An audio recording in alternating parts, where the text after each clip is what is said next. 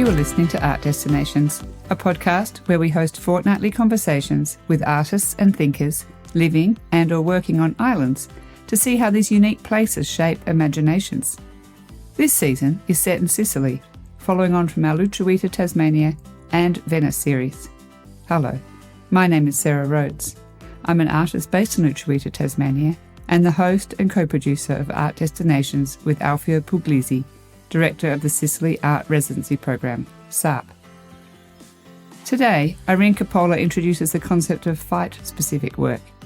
She is making work as action to comment on the social, political and environmental issues that arose from the Mafia's involvement in the redevelopment of the city of Palermo post-World War II.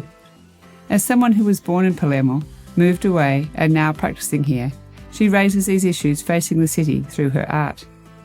We will share some of Irene Coppola's work on our Instagram page at artdestinations.podcast. Subscribe to Art Destinations on your hosting platform so you don't miss an episode, and even leave a review. Your contribution supports us. So welcome to Art Destinations, Irene. It's really great to have you. Thank you, and thanks for the invitation, Sarah. Now, I'm really excited about our conversation. Your practice is centered on walking. And that's something which I find really interesting as a way of connecting to place. So I think it's particularly interesting you living in Palermo because it has such a rich history. It's recognized as the most conquered city in the world. It has some of the most UNESCO World Heritage Sites of any city. And Palermo was first established in 734 BC. And since then has been an overlay of North African, Islamic, Roman, Phoenician, Byzantine and neoclassical influences on architecture and the streets of the city due to the continual conquering of cultures. And what I'm really excited about in exploring in the conversation with you is its more contemporary history or modern history. The historic centre was severely damaged by Allied bombings in 1943 and the city was left to decay. And many people lived after that in crowded slums and shanty towns. And this led to the post-war construction boom known as the Sack of Palermo, which has become a focus of your work.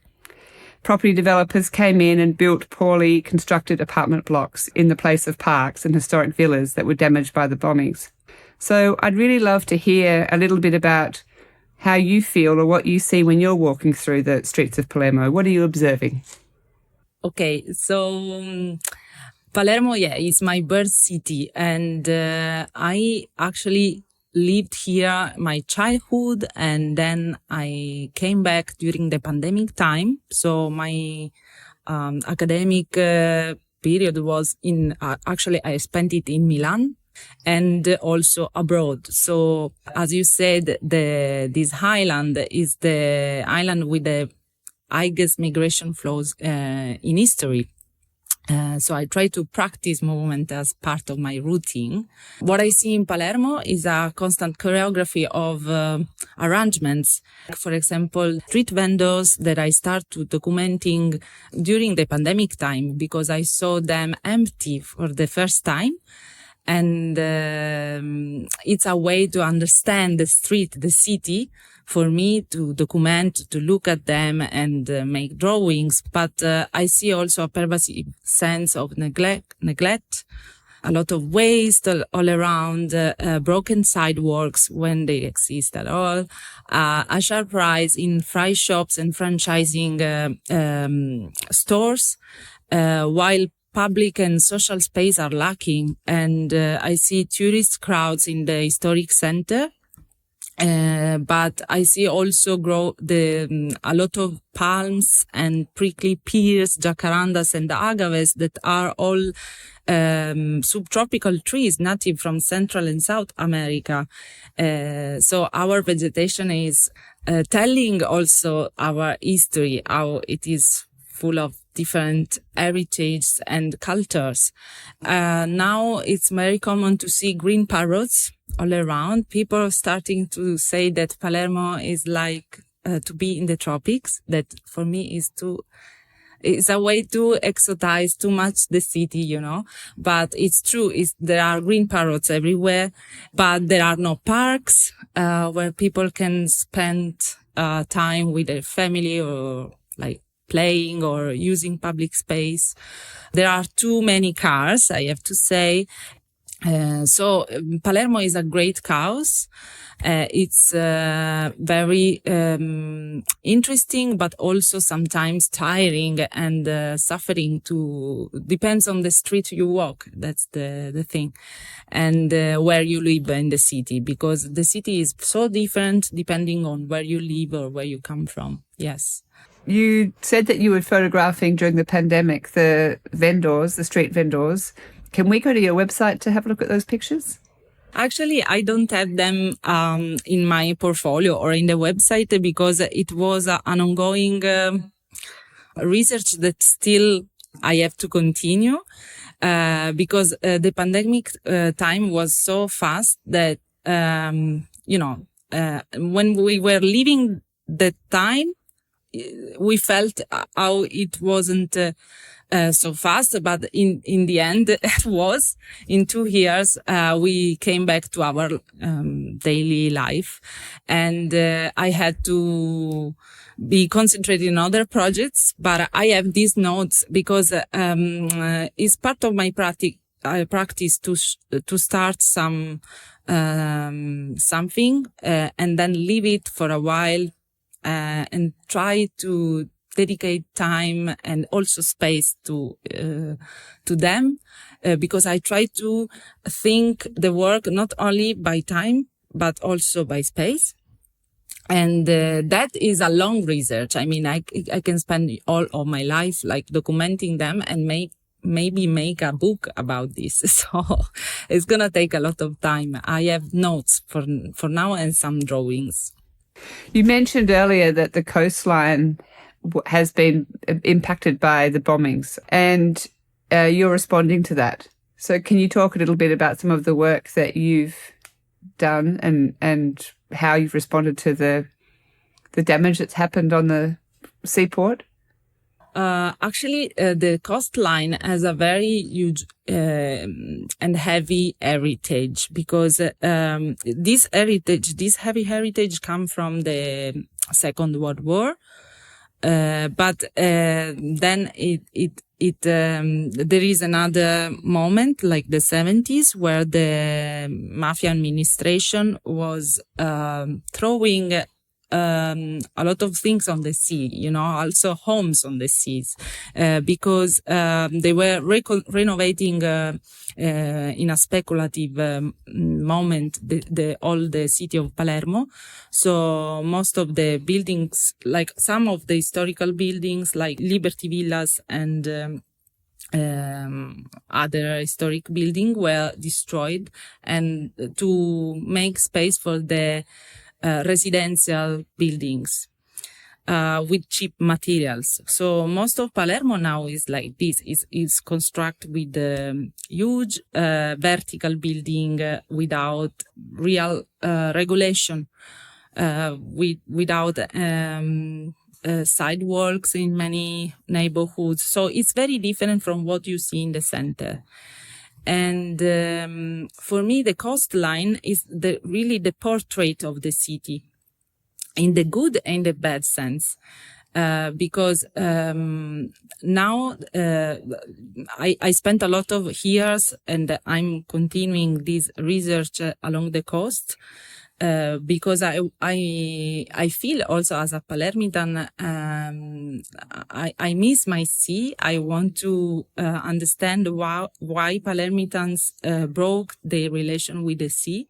We are surrounded by water, but actually the access to the water is almost impossible. Only few places like Mondello and a few others that people try to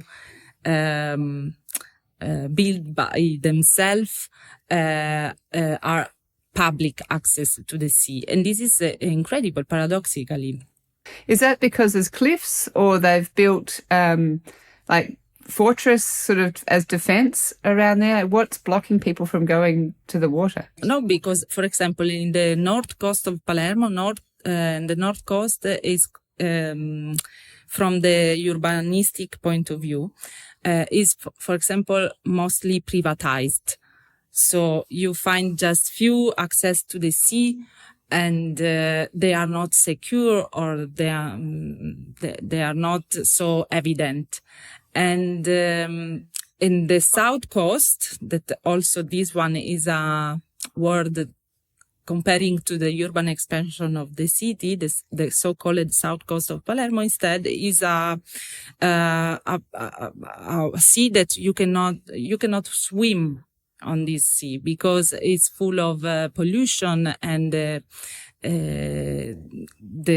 beach is full of hills that are called Mammelloni.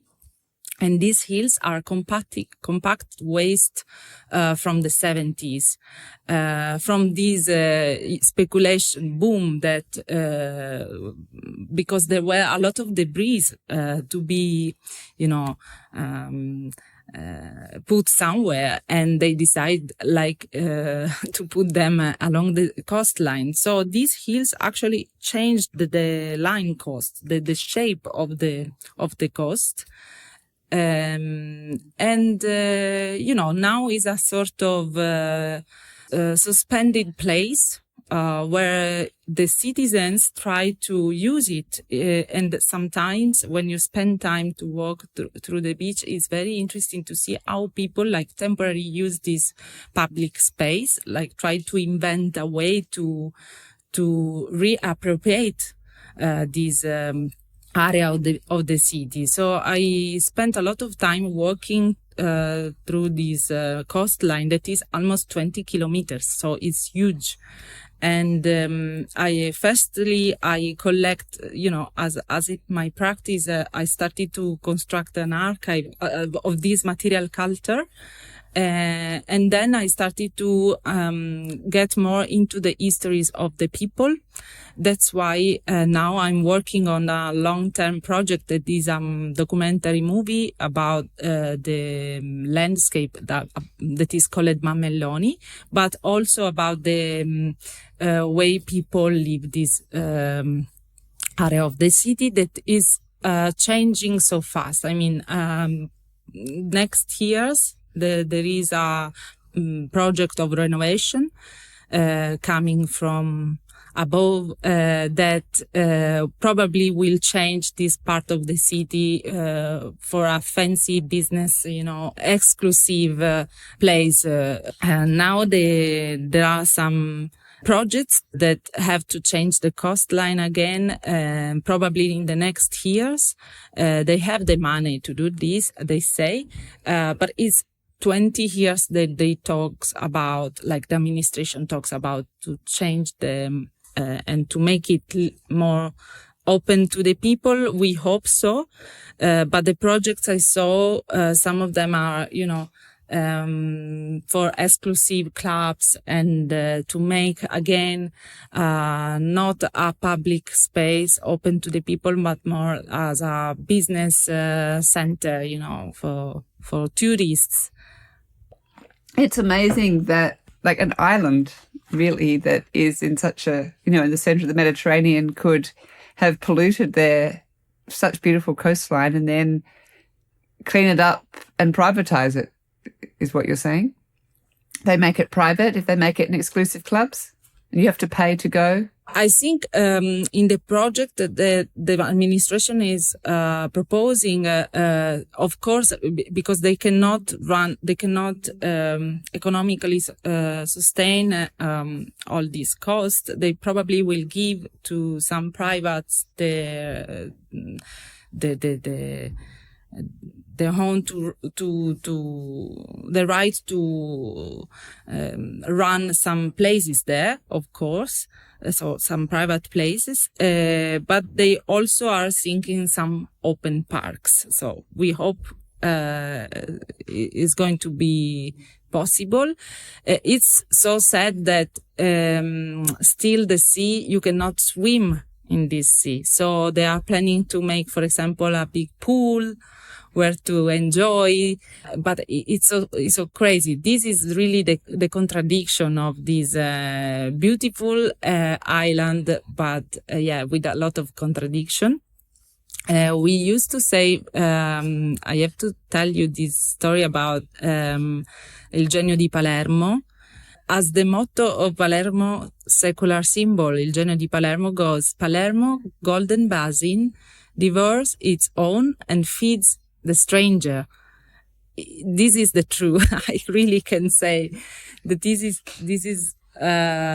something that is part of our heavy heritage, and you can touch it also now that the city is changing, but mostly on the direction of the over tourism and the B&B and, I can really feel it. And I think it's a real truth, a haunting truth. I mean, a lot of places rely on tourism as an industry to get themselves up to the next level. Yeah, it's a global problem now, no? So here it happens so quickly, especially after the pandemic time, because in general the south of Italy, it wasn't subject to this speculation, this legal speculation. It was an illegal one. Now we had a legal one, right? So it's much more complicated. You also worked on a project called Fireworks. By the way, in Australia, or in Tasmania at least, you have to get a permit to have fireworks now. You used to be able to do them anyone could do them, but now it's been legislated. So now you have to actually get a permit if you want to let some fireworks off. But I'm guessing in Sicily, anyone can? Actually, I think also in Italy there are some rules about this, but in general it's common to see fireworks every night in Palermo or Napoli or other cities of the south, because it's a way to celebrate like common, collective rituals, but also is a code signals for illegal activities, let's say. So it's very interesting the way they are using, the people use it. It sometimes is really tiring, but it's very common to see these blocks of fireworks, like used fireworks along the street or also even in the beach. So I started to also think about how to use this material, this block, as a way to construct an installation, a sort of platform that I proposed for the Blas Festival, Between Land and Sea Festival, curated by Fondazione Studio Rizoma.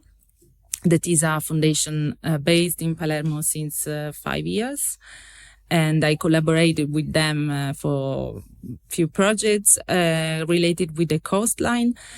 So for the festival of the 2023, I proposed this installation made of blocks of fireworks that people could use.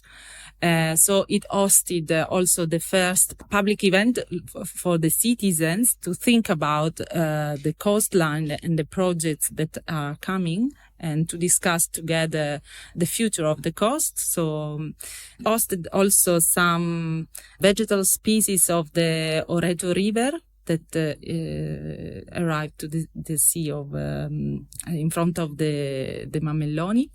So it was a kind of interspecies platform, but where different species, not only humans, but also plants, could live together and think together about the future of the coast. So it was a first experiment, but I would like to propose it again somewhere, not only here. From the other hand, I screened the teaser of Mammelloni. That is this ongoing project, documentary movie that I co-directed with Ruben Monteiro. We, of course, invited some of our characters that are actually citizens of the coastline, and each of them reflects a piece of the coast somehow. So it's really a way to talk about it, but in a poetical and metaphorical sense. So we are working in this direction. It's not like a structured documentary with direct interviews, but people moves through the landscape and through their homes, like talking a bit with their action or with their bodies about themselves, but in the same time about the coast. So we are trying to work in this direction. Okay, that sounds beautiful. So you've set up your own artist space. Is that in the center, in the historic city? Sì, spaziomateria, yes. So in 2024, I inaugurated this new space called spaziomateria. That is a studio that I share with my partner Vito Priolo, that is a Palermitan architect. We are based in the Ziza neighborhood, and Ziza means it's an Arabic word that means the splendid. Al-Aziz, and it's a very nice neighborhood full of still 1930s buildings and family-run businesses, and close to the center. And we renovated this space with a lot of energy and love because we decided to stay and to live here because also me and Vito, we had different experiences abroad, and then we decided to remain and to work from here. And sometimes we work together, so and sometimes in individual works. And it's interesting because our collaboration opened up many possibilities and new questions in our practice. Since I'm interested in the display, how we put things on display, especially in the art world, it's interesting to collaborate with an architect that also has this sensitive perception of the space. Recently also we worked on a installation together. That contribution was not only technical by Vito, but also like sensitive, because when you work with big installation, of course you have to maintain a technical a connection, with the space. We work on the poetical level, on the poetical connection and correspondences between matter, form, and concept. Okay. So what's it like working with your partner? No, it's really interesting. Every day it's full of inspiring moments and discussions.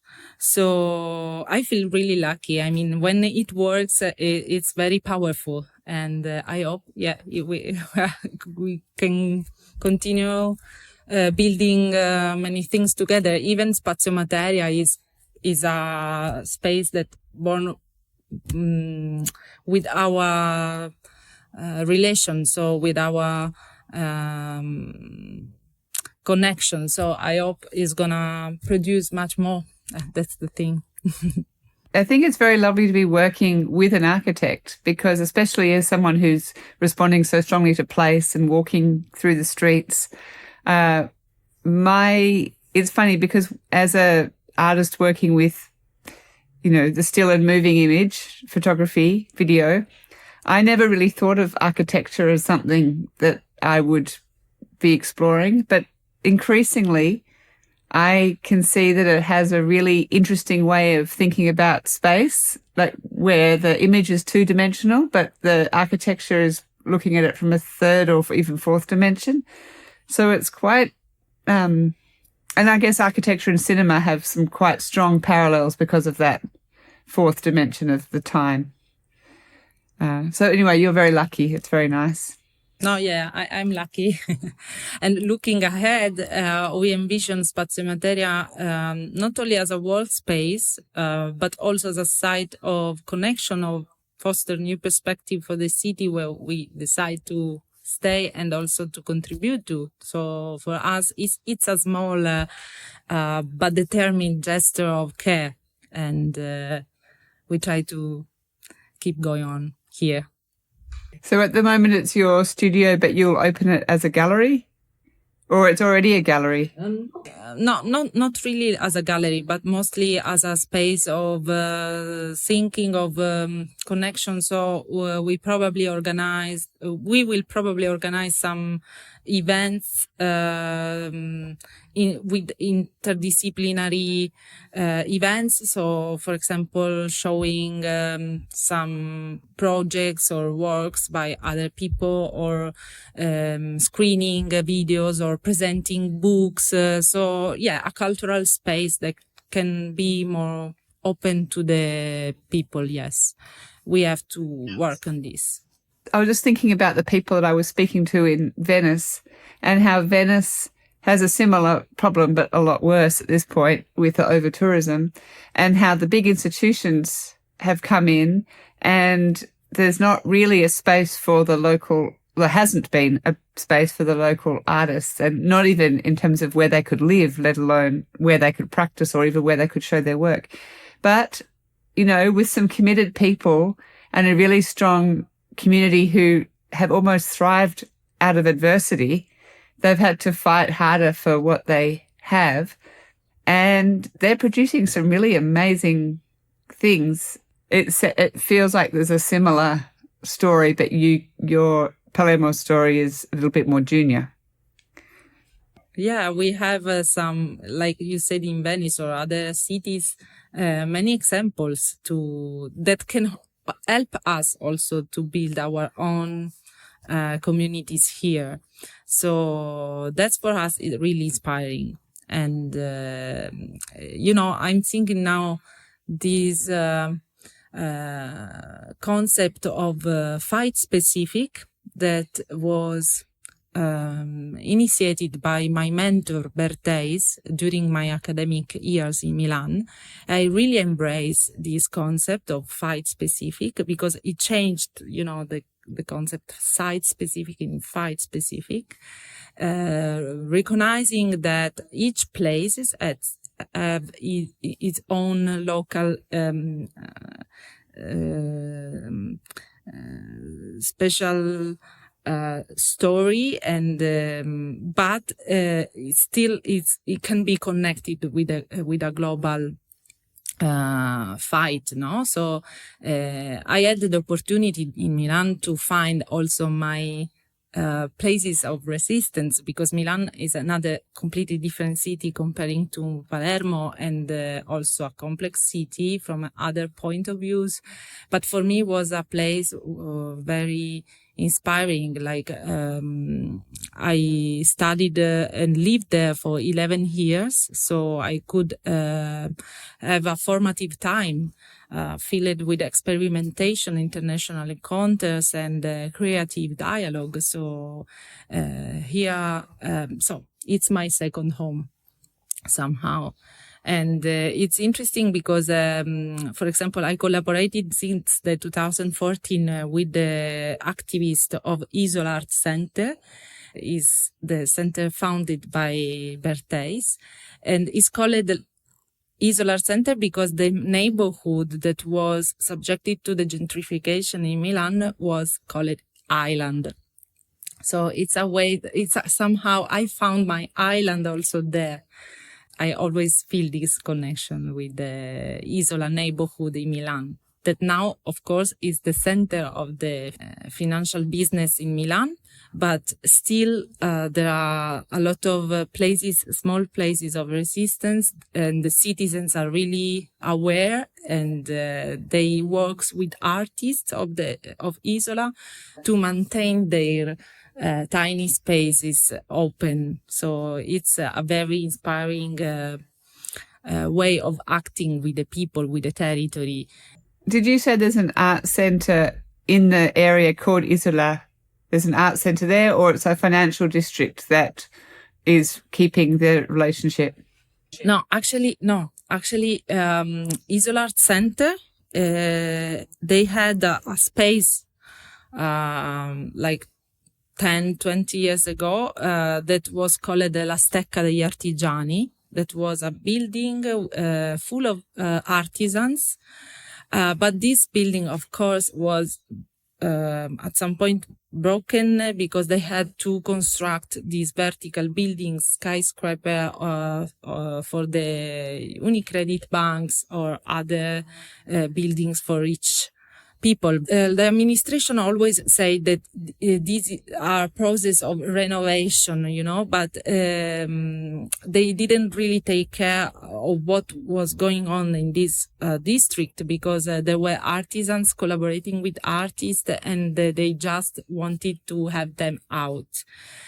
So there was really a sort of fight with culture, with art of the district, and now Isola is somehow a dispersed center.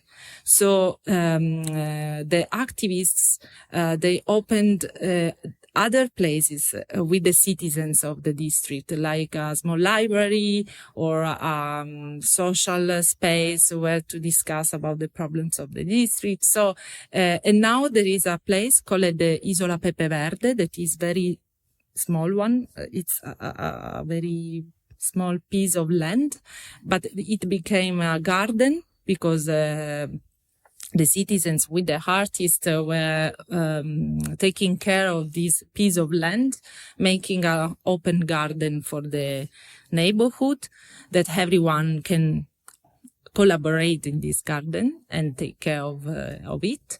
And they used to organize many things there. It's a beautiful place. It is really next to the skyscraper.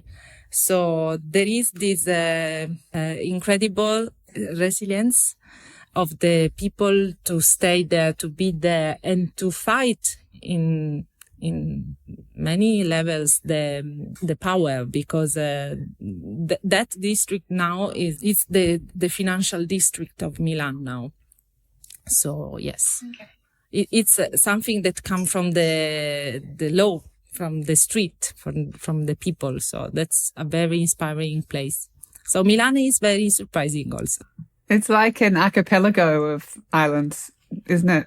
It's really like an island. Your work is walking through the streets of Palermo, walking along the seafront, the coastline, and you're collecting things you were saying at the beginning, sketching, photographing.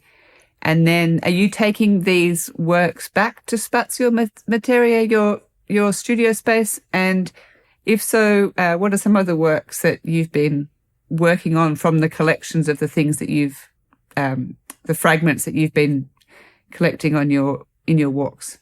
What I practiced is this exercise of memory, collecting materials found on site. So then I come to the studio, I start to work on these pieces, like try to add a sort of minimum intervention that can open up and make some semantic and perceptive shift. And I began collecting, for example, hundreds of maiolica tiles, fragments from the beach of Romagnolo, reshaping them into geometric forms that echoed the original pattern.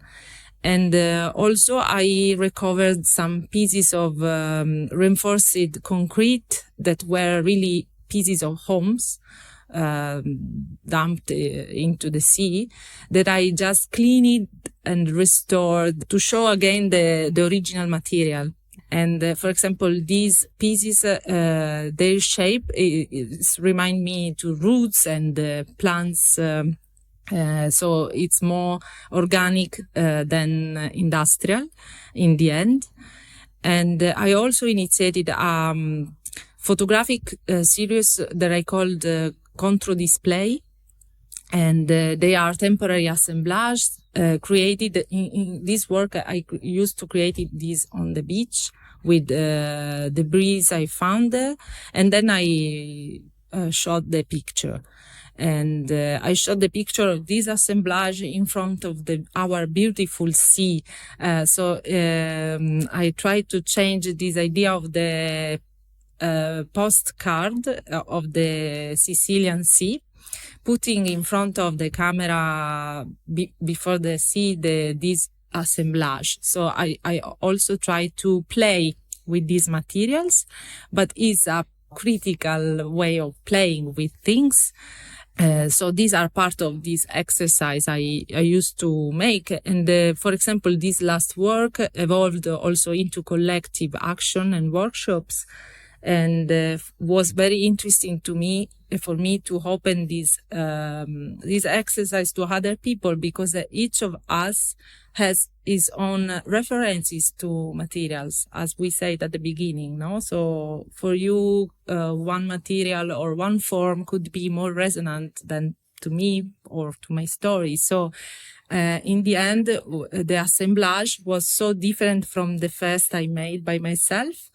And this moment was very beautiful, because it opened up also reflection, like political and ecological reflection on the context. So, yeah, this is another way of proceeding with this work. I was just thinking, it's quite clever to focus on the social and political urban landscape of Palermo. To work over a lifetime is a long time, and I wouldn't put that responsibility on your shoulders, but because you might want to go somewhere else at some point. But to be building up a body of work about this, and especially over time as the city changes, because the city is going to change very fast now that money is coming in. It's really clever, and it's one of those things that each work will be interesting in its own right, but with time it will be even more important. So I suppose I just want to finish and say that I think that you are working in a really, really interesting space, and I'm really excited to see how it develops. Yeah, thank you. Because for me, it's a way to work with memories. And each material, even a contemporary material, has a lot of memories. We don't have to search only the old objects or, archaeological site to find memories. The recent memories actually are talking about our imminent future. And Palermo is a place where that is a sort of, as I said, suspended now in a moment of big change, but also very rooted in a heavy past. So it's a way to comprehend, understand the territory, and across the things. Well, thank you so much, Irene, for coming along to Art Destinations. It's been a real pleasure. Thank you. Thank you for the invitation. Thank you, Sarah. Thank you for listening to this conversation with Irene Coppola. Be reminded about our next episode of Art Destinations Sicily by subscribing to our fortnightly newsletter on our website, artdestinations.org. I'm your host, Sarah Rhodes. Ciao for now.